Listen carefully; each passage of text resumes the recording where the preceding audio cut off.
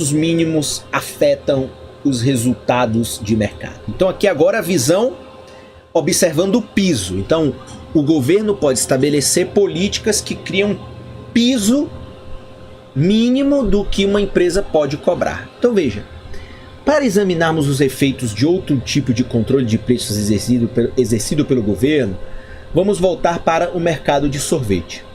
Vamos imaginar agora que o governo seja convencido pelos argumentos da Organização Nacional dos Fabricantes de Sorvete, cujos membros acreditam que o peso de equilíbrio de 3 é muito baixo. Nesse caso, o governo poderia instituir um preço mínimo.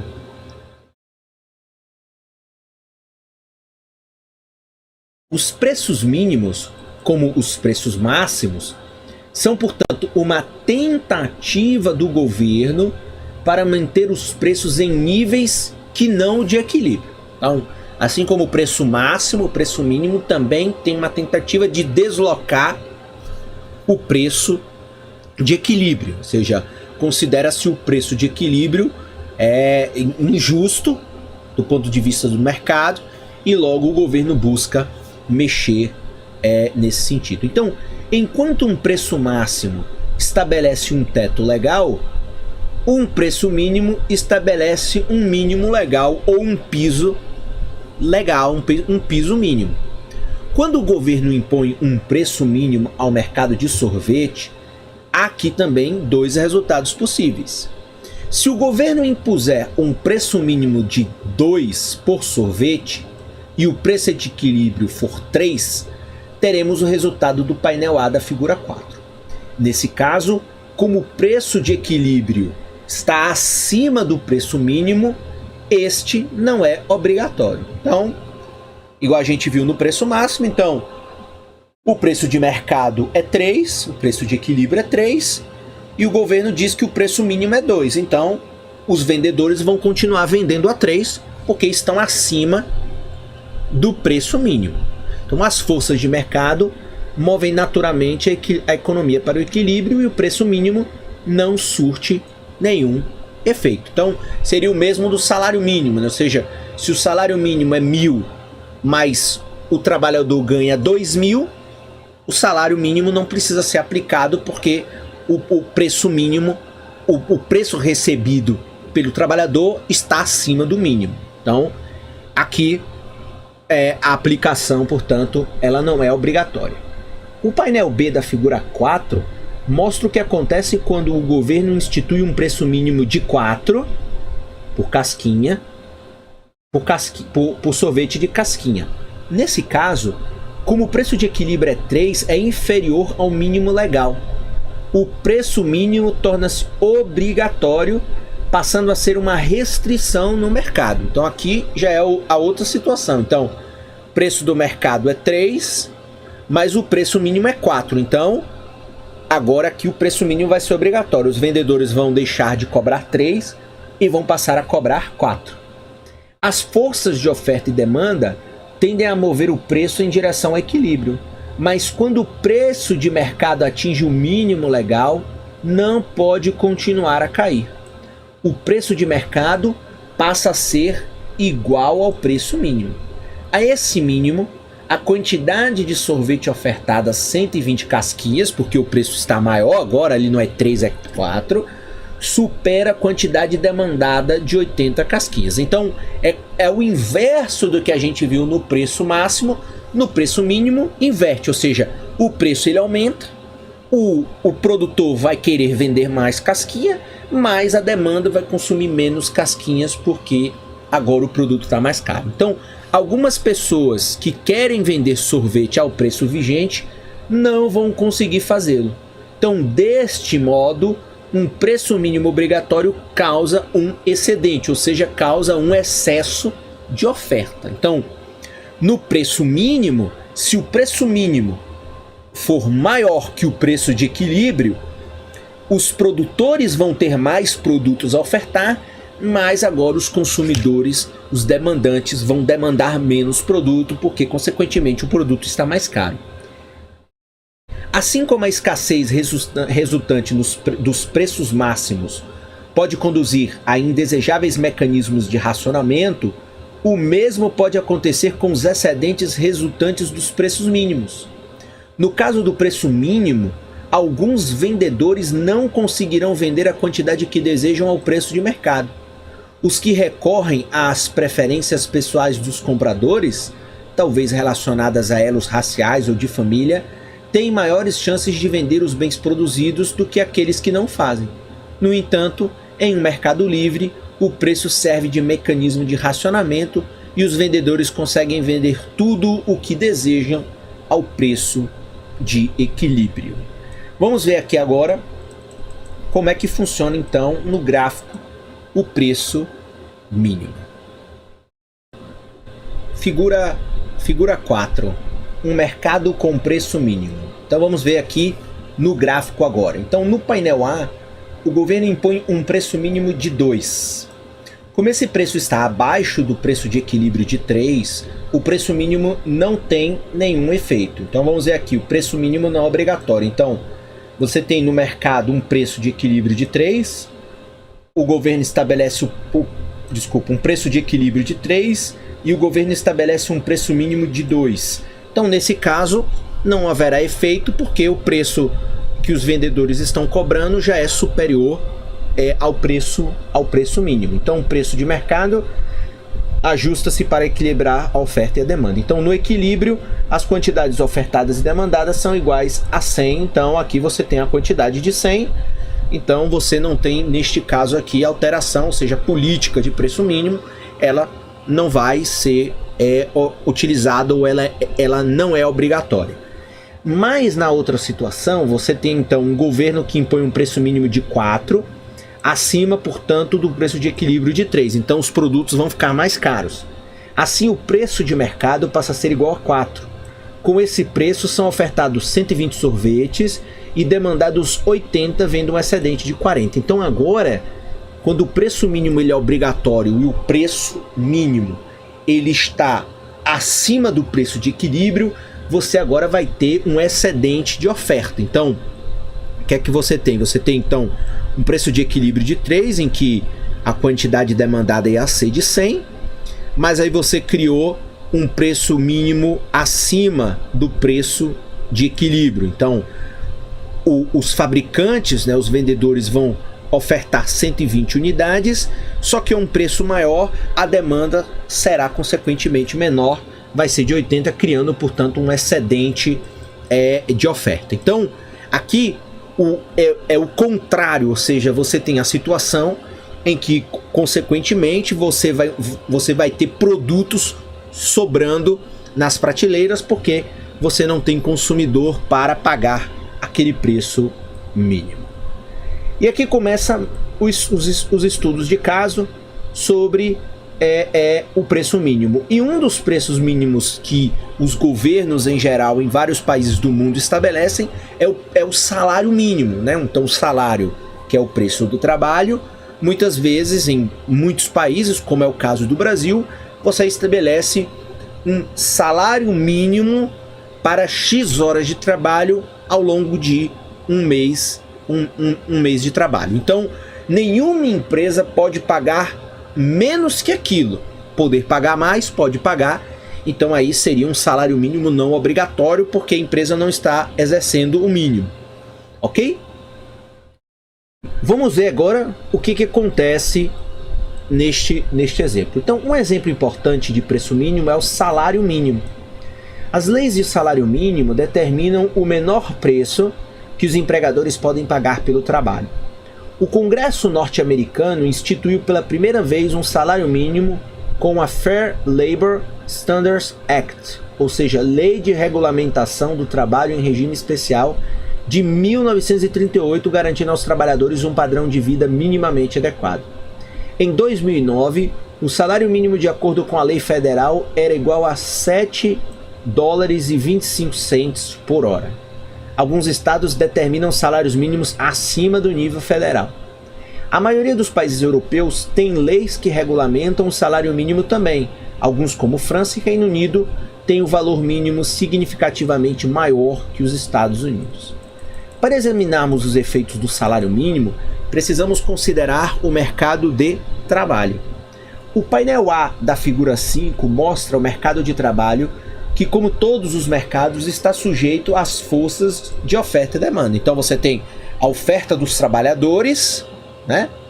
Eu sou um trabalhador, eu coloco o meu trabalho, eu que sou o vendedor do trabalho, e você tem as empresas que demandam trabalho, que são os compradores da força de trabalho. Então, os trabalhadores, eles determinam a oferta de mão de obra, e as empresas, elas demandam a mão de obra.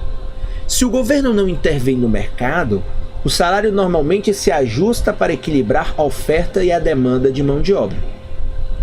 O painel B da figura 5 mostra o mercado de trabalho em que vigora um salário mínimo. Se o salário mínimo está, portanto, acima do nível de equilíbrio, como nesse caso, a quantidade ofertada de mão de obra excede a quantidade demandada. O resultado é o desemprego.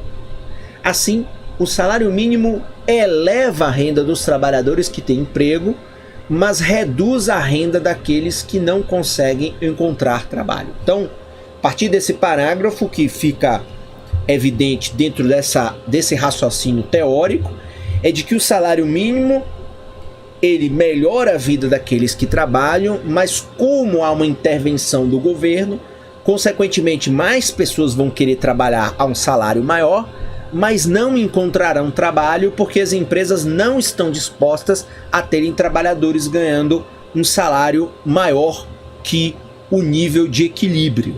Então, para entender melhor o salário mínimo, tenha em mente que a economia não contém um só mercado de trabalho, mas vários para diferentes tipos de trabalho. O impacto do salário mínimo depende da habilidade e da experiência do trabalhador.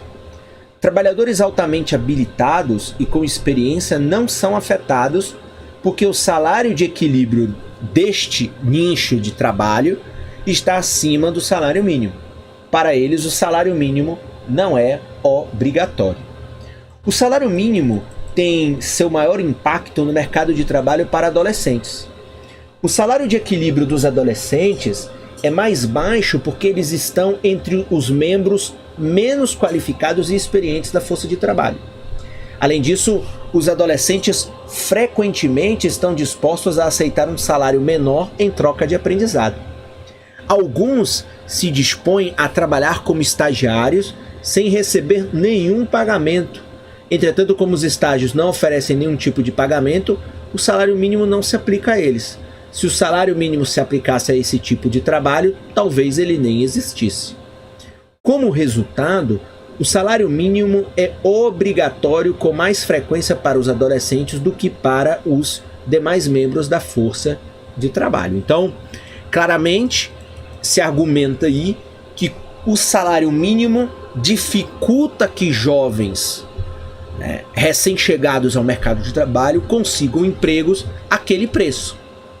Porque para as empresas, na verdade, pela lei da oferta e da demanda do mercado de trabalho, você pagaria menos e não esse mínimo. Ou seja, o nível de equilíbrio é menor que o salário mínimo estabelecido e regulamentado por lei. Então, muitos economistas têm estudado como as leis de salário mínimo afetam o mercado de trabalho dos adolescentes. Esses pesquisadores comparam as mudanças no salário mínimo ao longo do tempo com as mudanças no emprego de adolescentes. Embora haja debates sobre o quanto o salário mínimo afeta o emprego, os estudos em geral afirmam que um aumento de 10% do salário mínimo reduz o emprego de adolescentes entre 1% e 3%. Então veja, um aumento de 10% do salário mínimo reduz o emprego de adolescentes entre 1% e 3%. Ao interpretar essa estimativa, observe que um aumento de 10% no salário mínimo não aumenta em 10% a renda dos adolescentes. Uma mudança da lei não afeta diretamente os adolescentes que já estão ganhando mais do que o salário mínimo. Além disso, a execução das leis de salário mínimo não é perfeita. Assim, a queda estimada no emprego de 1% a 3% é significativa.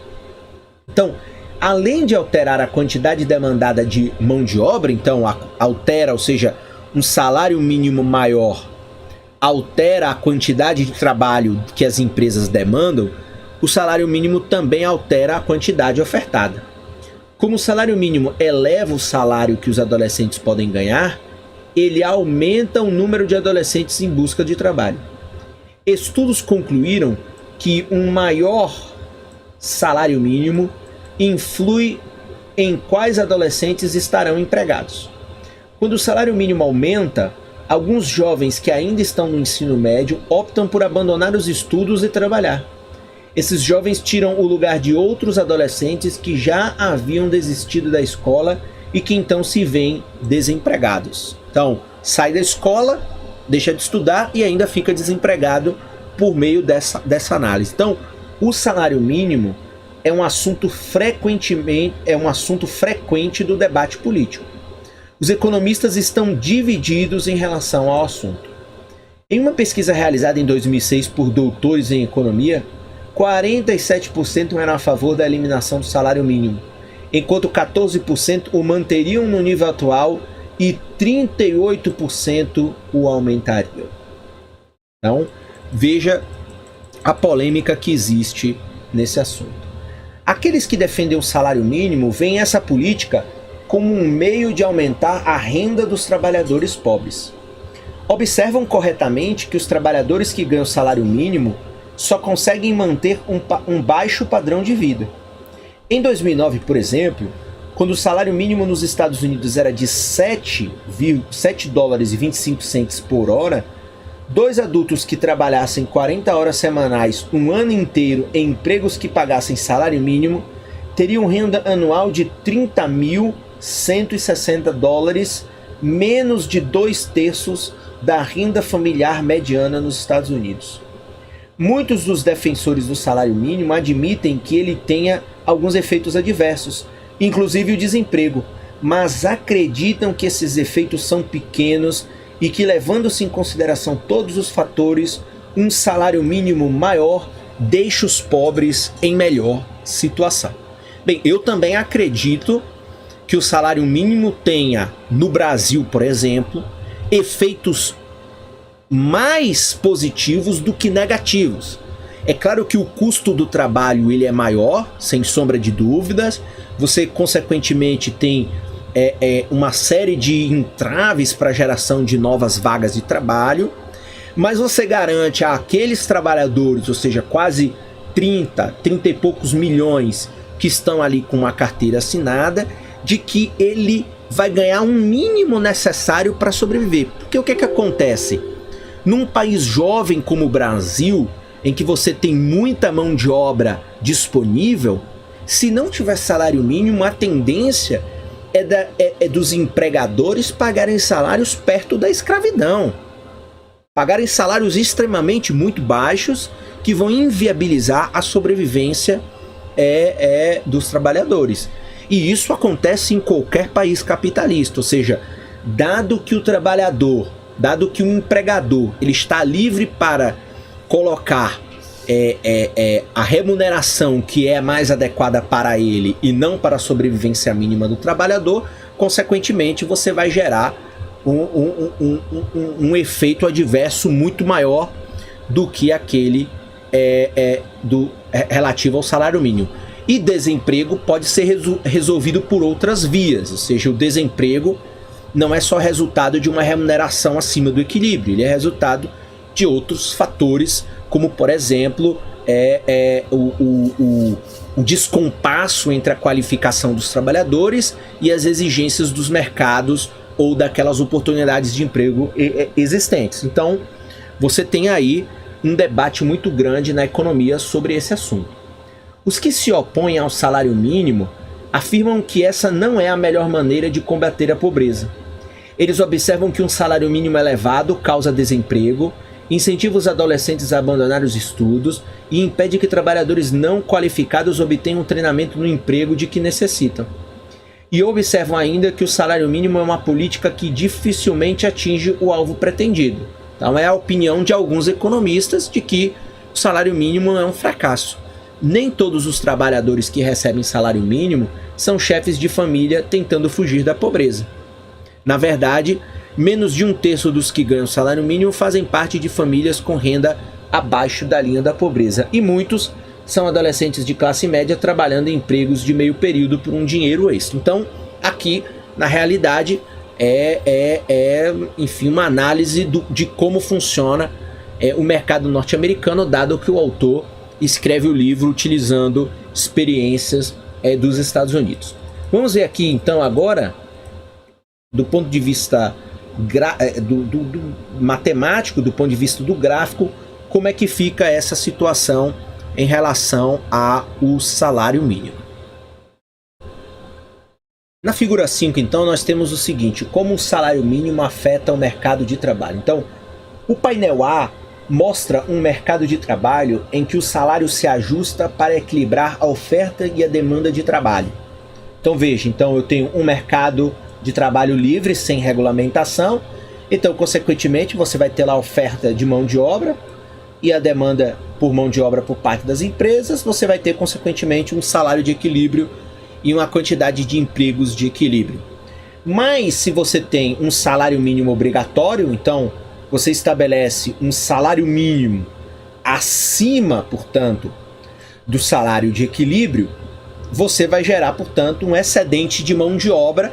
A partir dessa análise, você vai ter desemprego. Por quê? Porque é um salário mínimo maior que o salário de equilíbrio, mais pessoas vão querer trabalhar, só que a um custo maior, as empresas vão contratar menos do que a quantidade de equilíbrio. Então, essa diferença entre mais pessoas querendo trabalhar e menos oportunidades de trabalho, menos demanda por trabalho por parte das empresas, faz com que haja, portanto, um excedente de oferta, de mão de obra, ou seja, vários trabalhadores não vão encontrar oportunidades a esse preço mínimo, a esse salário mínimo, que é o preço do trabalho. Então, basicamente, esse seria o efeito. Então, o painel B mostra o impacto de um salário mínimo obrigatório. Como o salário mínimo é um preço mínimo, causa um excedente. A quantidade ofertada de mão de obra supera a quantidade demandada. O resultado dentro dessa análise é o desemprego de parte da força de trabalho.